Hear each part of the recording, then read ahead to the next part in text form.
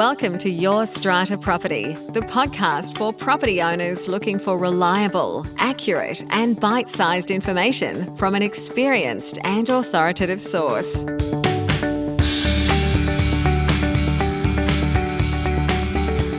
Hello and welcome to this week's podcast episode. I'm your host, Strata lawyer Amanda Farmer, and my guest this week is Paul Keating. With over 30 years' experience in insurance and financial services, Paul co-founded Strata Community Insurance, known in Strata circles as SCI, in March 2014 and is the company's managing director. Prior to this, Paul spent 8 years as managing director at CHU and BCB and 13 years at Zurich Financial Services. Paul's worked in the insurance markets of the US, Canada, the UK, Switzerland, Japan, Hong Kong, Singapore, and the UAE. He holds an executive MBA from the University of New South Wales and is a senior associate of the Australian and New Zealand Institute of Insurance and Finance. Paul is also a fellow of the Australian Institute of Company Directors, an associate fellow of the Australian Institute of Management, and chair of the Strata Working Group for the Insurance Council of Australia. Amidst all of those accolades, I have to say one of the biggest achievements for Paul Keating in my eyes is that he was my guest on episode number 119 of this podcast a few years ago now. Paul joined us to share practical tips for reducing risk in strata, and we had a bit of a chat about the concept of unlimited liability for strata owners. Head back to episode 119 if you'd like to hear more from Paul after today. Right now, I'll take you over to my latest chat with Paul Keating of SCI. Paul Keating, welcome to the show. Thanks, Amanda. Pleasure to be with you. Great to have you back here with us. I think it's the second time we have had a chat on the podcast. And you are the first insurer, I'm going to say, on the show since the media maelstrom began this year, 2024. So that's where I want to start. I want to start with your thoughts on all of it. Do you think, Paul, that the strata management industry has a problem with its remuneration model? Big question. And I think, look, there's many factors to address, and I'd like to just take a bit of time to go through a couple of them. Let's do it. The first thing I'm going to say is that to all those strata managers listening, I'm the last to be lecturing how you should be addressing your own business issues. But with that, obviously, we have a fair role to play across the insurance sector, and we form views, and I'll share some of those views.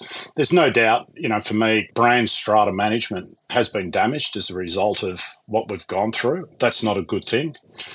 Consumer confidence has been impaired, and I think customers and other industry stakeholders are asking the right questions. So, there are things to be addressed. And I'd start probably firstly with what everyone kind of knows, that strata management businesses really aren't making a lot of money to be sustainable over, the medium to long term. So something does need to change. I worry about the future, Amanda, in the sense that I can see without a lot of change, we could very well be, in the next decade or so, there'd be far more schemes than there will be managers. And we'll be at a time when, owners then are going to be most vulnerable, where schemes won't be able to find or secure strata management services.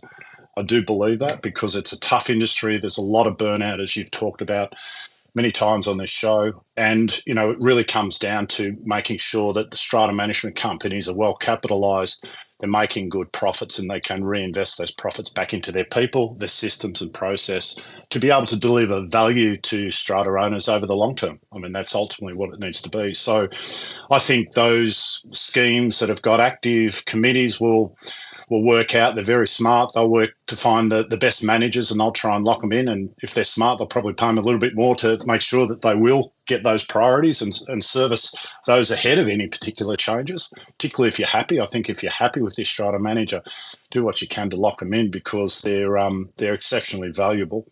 And I think when it comes down to it, I think strata management companies also need to be working with schemes and owners who align with their values, rather than just taking any scheme at any cost. And so I think there will be a shift over that period, but without it and the trajectory that the strata management industry is going in terms of decreasing margins, the impact's going to be on owners ultimately. So it's in us all interest to keep that sector healthy and vibrant. But it does need to reinvent itself. Yeah. Yeah. So do you think there is still a role for insurance commissions in the reinvented strata management model? Yes, I do. And for me, I want to address that specifically because I think there has been some really ugly stuff. There has been some systemic issues that have been happening by some, and that's well known. But I look at insurance commissions and what they actually do in its purest sense. They are allowing for, particularly smaller schemes. They're allowing schemes to access advice, to access coverage, to access protection. And I'll go through some of those points during our discussion. But they also offer for particularly fixed income retirees a fixed cost choice so that once they've paid their insurance premium, that's it. There's not any further fees that are coming through. And so, I think, many years ago, I come across a small 4-pack that had 4 retirees and they were just pleading with their strata manager to keep their costs down because their pensions are only indexing, around 1 or 2% per annum. But ultimately, it's really up for owners to decide whether they think commissions are right for them or they prefer a pure fee-for-service arrangements. That's why can't we offer choice and allow them to choose which way they want to go down, rather than sort of prohibiting one form of revenue to the advantage or disadvantage of another. So I think we'll pick on some of those topics as we go through here, but I think they should be part of the mix. I think the problem that we've seen emerge since, I think, 2016, when the amendments went through in New South Wales in particular, and Section 166, which is this well-discussed 3-quote rule, or the perceptions of the requirement for strata managers to get 3 quotes or give reasons why they give the 3 quotes. Since that inception, we've seen quite a dramatic shift to the use of brokers to help comply with that requirement. And that's not a bad thing, but it comes at a cost. And it's come at a massive cost. And it's come at the creation of business models that have been a little bit opaque. And, there's been fee sharing arrangements and pooling of commissions and fees. And all of that's happened during a time where those arrangements have not been transparent. And it has left people uncertain. It's left people concerned. And I think that some of the moves to really bring transparency to the forefront of insurance transactions is to be applauded. It really needs to be very open, very transparent, so that owners can make a choice about who they want to use for insurance intermediation, whether they want to use their strata manager, they want to use their strata manager and a broker. By the way, if you're using a broker, third party, it's going to cost more. That's not a bad thing, but just be aware that it doesn't come for free. So there should be a range of choices on intermediation, distribution, if you like, as well as the choices that they have between insurer A, B, or C, depending on what terms they can get. So I'm all for market competition because I think market does ultimately lead to more efficiency over the long run. But our market, as you know, is structurally imbalanced at the moment. And I'm not sure that some of those mechanisms, I think Section 166 has been a problem because it's really a focus on volume as opposed to value and quality.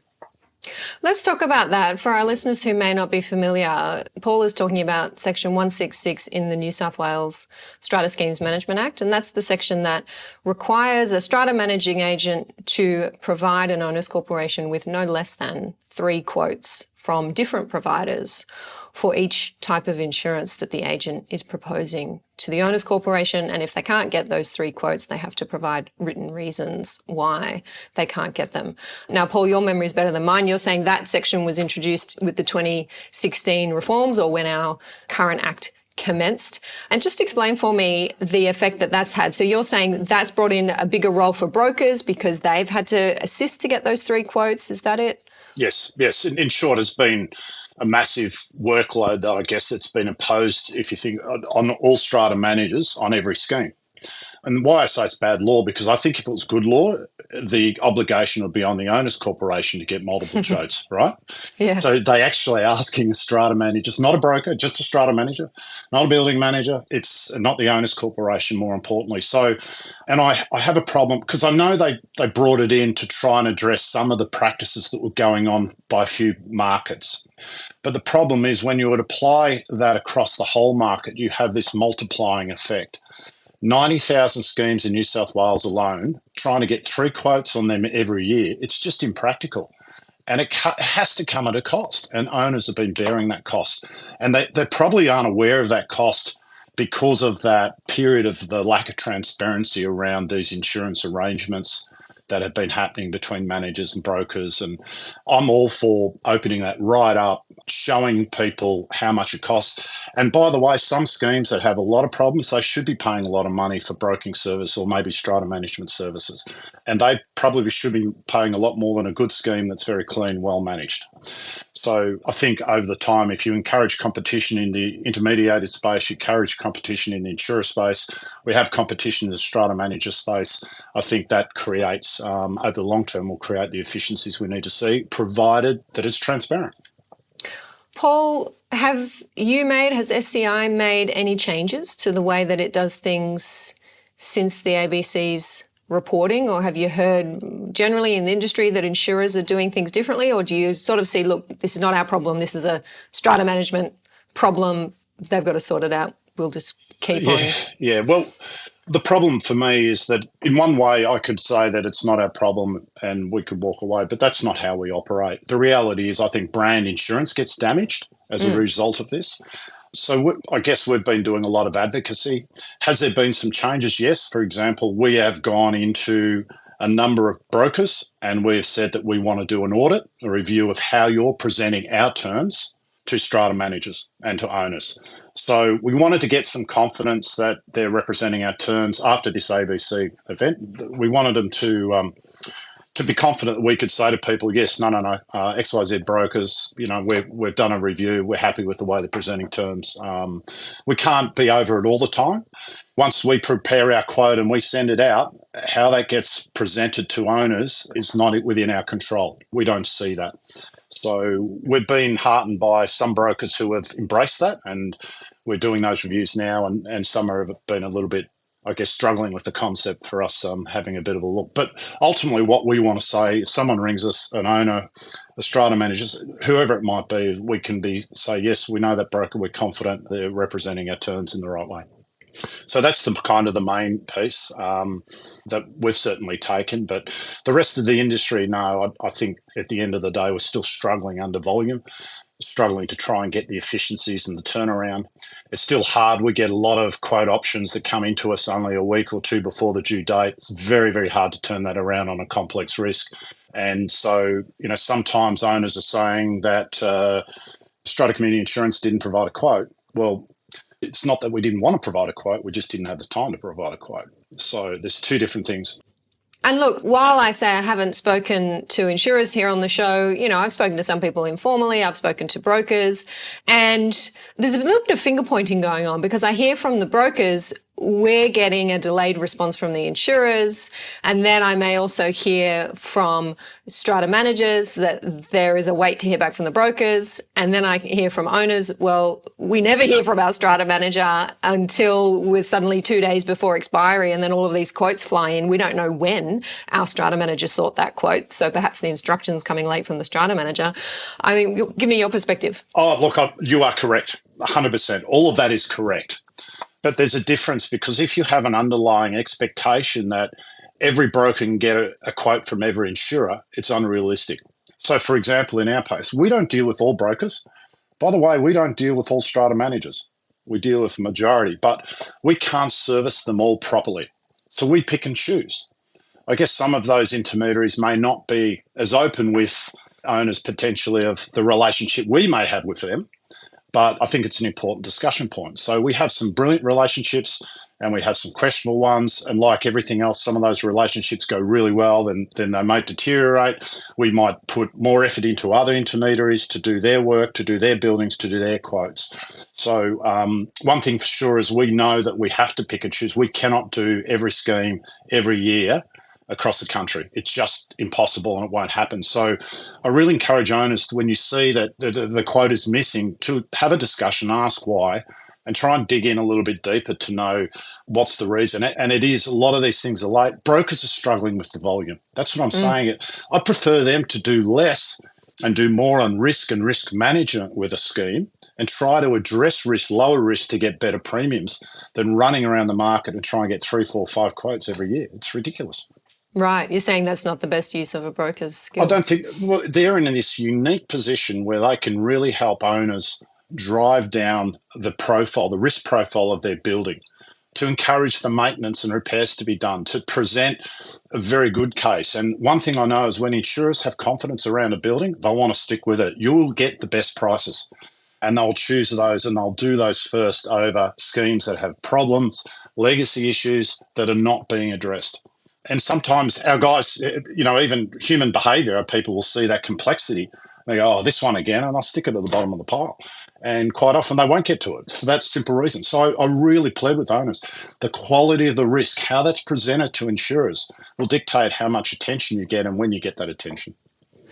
So it would be possible, or I suppose I'm asking, is it possible, and maybe it's brokers out there who might want to get in touch and let me know, to engage a broker and pay them for this service to come in, have a look at your building, have a look at your risk profile, and give you some recommendations for how you might, perhaps next policy term, reduce that risk to get a better deal? Again, it's that proactive rather than reactive approach. That's correct. So there are a number of brokers that offer that as a service. Some of them will engage a risk specialist to come in and do that independent report. I know one broker that won't take on a scheme unless that report has been done for their own personal risk. Nice. But ultimately out of it, they know how to position and to better represent that building. And importantly, I think it's important to say that insurers will listen to a story. So a building may have some problems, but if there's a really good action plan, and they're going to raise the funds and they're committed to do it, most insurers will be patient over that 2 to 3 year period where that remediation needs to take place. But if you say you do it and you don't do it, as we've experienced in a number of schemes, once again, when you say I can't get a quote, there's a reason for it. Mm. Is it possible, Paul, for owners to go directly to you without that intermediary of a broker or even a strata manager and get a quote direct from SCI? Yeah, look, so we are a little agnostic when it comes to distribution in the terms that we won't just deal with brokers or just deal with strata managers. We do deal with direct. And I guess over my experience, that's worked best and it's worked sustainably, generally with self-managed schemes. So your smaller schemes, sort of the 2-packs, 3-packs, where owners are collectively managing them without the services of the strata manager. I think where you do have those professional services with the strata manager, there is a really important, and Rena touched on this, around a risk transfer, a risk protection mechanism by engaging your strata manager and maybe their broker, depending on what you want to pay for, but to engage them. Because once they've been delegated that responsibility in arranging insurance and working with the broker or working with an insurance agency like ourselves, they have to be a representative. They have to be pointed as a representative of us as a financial services licensee. But with that comes some protection. There's risk transfer, but we have to supervise your training. We have to supervise your competency. We have to play a role in providing insurance coverage where you've acted within your authority and something's gone wrong. So I would say to owners, there is kind of like a risk protection mechanism built into that relationship. And I think Rena, summed it up pretty well the other day when she spoke to you about it. But it is a choice. You can come direct. I think what I would encourage owners, if you are unsure about a particular insurer and the terms, why don't you just ask firstly your strata manager or your broker and say, look, can you show me the terms you got from the insurer? Just say, look, we just want to see what they've presented to you, how they presented it, and get some confidence that they are doing the right thing and they are representing the terms in a fair and accurate way. I think this question about whether owners can go direct is coming up more and more, at least in the circles that I operate in, partly because of the ABC's reporting and the more recent report. I think maybe it was off the back of the Four Corners September episode. That report included the experience of an owner who apparently, I'm going to say, went direct to you, to SCI, to seek a quote and found that they received a quote that was over $3,000 cheaper than what the broker had presented, with the message that go direct to the insurer and you'll get a cheaper premium. Is that true? Is that a common outcome? Is that what owners should be expecting? It's a great question. So is it a common outcome? No, I think it's worth just talking through that particular situation because without giving away any commercial sensitivities. But yes, the building itself, we were approached by the broker. We provided a quote to the broker. And in that situation, our terms weren't presented. In actual fact, there was a commentary on the report that just said that we had withdrawn our quote. So that wasn't accurate. It was just by chance that one of the committee members knew one of our employees, rang through, was told that you didn't quote. Why did you withdraw the quote? And he says, well, we haven't withdrawn the quote. The quote's there. He said, can I get a quote? So he approached us for a quote, filled out a form, actually went through it, and essentially we presented pretty much the same quote that we'd given to the broker, same terms. There was a slightly different deductible, so there was a few dollar difference in terms of what it looked at. But essentially, he's arrived at the meeting and said, well, I got the quote from Strata Community Insurance. What's the issue? So that's what happened. But it was really around not understanding and perhaps the communication between the manager and the broker wasn't effective enough around the reasons why they didn't get a particular quote. And in that particular circumstances, it's I think we've found out that there's some other arrangements in place that no longer apply, that if that circumstance happened again, I think it would be totally different. I think we'd find that there'd be full transparency around what we put forward. Mm-hmm. So I think there's been a lot of work done in the last, since that noise. A lot of people have been checking what they're doing, how they're going about it. We're hearing about broking fees coming down, owners starting to save money. So there is momentum in a shift, but we do have to get all our owners and consumers confident about the insurance arrangements they've got in place. And that's ultimately what we need to work towards. So you've talked a little bit, Paul, about the risks of owners not having their strata manager or a broker assist them to place their insurance. The benefits, not necessarily a cheaper premium we're talking about. Anything else that you want to touch on there in terms of pros and cons for anyone thinking about going it alone? Yeah, look, I think there's the way I would encourage it, in particular if you've got a complex risk. I kind of had meetings with chairmen before that have come in with their strata man, with their broker, and actually come in and personally talk through what they're doing with their particular building to help remediate, to actually address some of the risk issues. Ultimately, over the long term, you might have some short-term swings in pricing, but over the long term, insurance pricing reflects risk. It really does, and you can't hide from that. And ultimately, everything that owners can do to present in an open and transparent way their risk in the best light, they're going to attract the better prices. And while still being accurate and providing full disclosure. Providing full disclosure. And you're exactly right, because unfortunately there is, I don't know what it is, Amanda, about our society, but insurance is seen as a fair game. Do you know what I mean? And people want to have when it comes to claim time, they want to have a crack. Oh, it's the insurer. We've got to have a crack, see what we can do, see what we can get over them. And again, that's a generalisation, but it filters into our dealings, unfortunately, all the time. So that cynicism is there. And we've got to do more as an industry to have people more comfortable about it. But the bottom line is, if you misrepresent the risk and a claim happens, and you might get away with it for 1 year, but a claim happens in year 2 and we're still on risk, we come out and see that you've misrepresented, that will cost you the claim. We have the right through that non-disclosure, because that's a deliberate act, or called, a fraudulent non-disclosure, not an accidental non-disclosure. We have the right to reject that claim. So that means that the whole entire owners corporation are going to have to fund that reinstatement on their own. That's not a situation that we want. We've had that before because people have been cute about how they've disclosed the information. So super risky there if you're getting part wrong. You have to be. And we're not talking about little things but generally people know that there's maybe some problems with the building and they're not being transparent with that. They're not being open about those problems. It will get found out.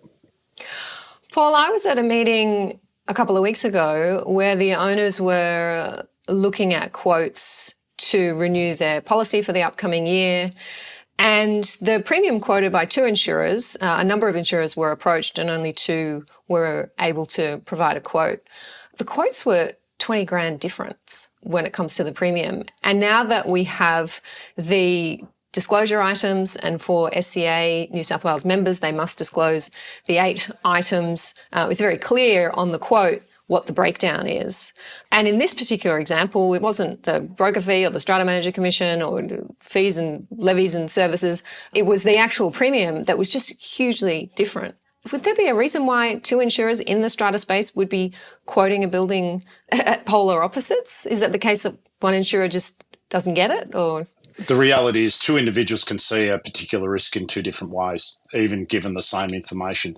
We all have preconceived biases. An insurance company will have a set of rules, will have a set of guidelines, will have a set of rates, but we give our underwriters a lot of flexibility around how they dig into the risk acceptance process, and what terms they want to put on it. So there are pricing parameters, but it may be that one underwriter understands the historic. So we've got data going back 10, 15 years, and sometimes once bitten, twice shy, right? So they may... Now that you say that, I think the insurer that did have the more expensive premium was one that had covered this building in the past. Yeah, and that does come into account. And that's why ultimately people will see risk in different ways, and they'll price it the way that they see it. That's why I say price does follow risk ultimately, but you will see those swings. And that's why, from time to time, it is healthy to get alternative options to see what pricing's like, but I just don't think that should be every year. I'd love to have a longer term insurance contract. I'd love to have a 3-year contract, for example. Interesting. Okay. Right. I'd love to do that. The biggest challenge is that we have as insurers is reinsurance. We have to renegotiate reinsurance annually. Very hard to get reinsurance contracts over a longer term, which is why most insurers sort of are locked into this annual renewal process, which quite frankly is a waste of cost and money. When you really want to have, as an insurer, you want to hold a risk for a certain length of time to be able to make money. Interesting. Haven't heard that one before. We need to wrap up, Paul. It is always a pleasure speaking to you, and thank you for taking the time. I said it earlier, I do have people reach out to me who are in the insurance space, who are brokers. I always invite them, if I think they have something valuable to share, to come on the show and share it with everybody. Not everyone takes up that opportunity, so thank you for doing so. Can I just finish with one comment, if you don't mind, because I just think this debate that's going on at the moment around insurance commissions. Remember, there's a confidence crisis, I guess, with strata management, and everyone points to net strata, and then people talk about insurance commissions. Just in the net strata example, net strata nor strata insurance services, their insurance brokerage that they owned, received commissions, insurance commissions. They declined them. So whatever the problems are and whatever the lens we're seeing the broader issue through strata management, what I can say is it's not always related to commissions, as we've seen in the net strata case. So I just encourage owners to ask more questions. We're getting greater transparency with the recent reforms. The best practice guide, I think owners are seeing insurance quotes broken down far more granularly now, which is fantastic. Been after that for a long time. And so I think that over the next sort of 6 to 12 months, we'll see confidence improve in that area. And owners, I just encourage you, dig deep, ask the questions, get confident about the options that you have in front of you before you make a decision. So. Thank you, Paul Keating, for joining us. If there is anyone tuning in who wants to reach out to you or to SCI, where's the best place for us to direct them? Yeah, so the website has it all, like most businesses. So stratacommunityinsure.com.au or SC Insure. Either way, you'll come to our website and you'll see our contact numbers, our people. There's a whole lot of resources on there too, some guides, other bits and pieces that we have there for people to utilise at their will. So please have a look and come and talk to our team. Fantastic. Thanks for joining me, Paul. Have a great day. Thank you for listening to Your Strata Property, the podcast which consistently delivers to property owners reliable and accurate information about their strata property. You can access all the information below this episode via the show notes at yourstrataproperty.com.au.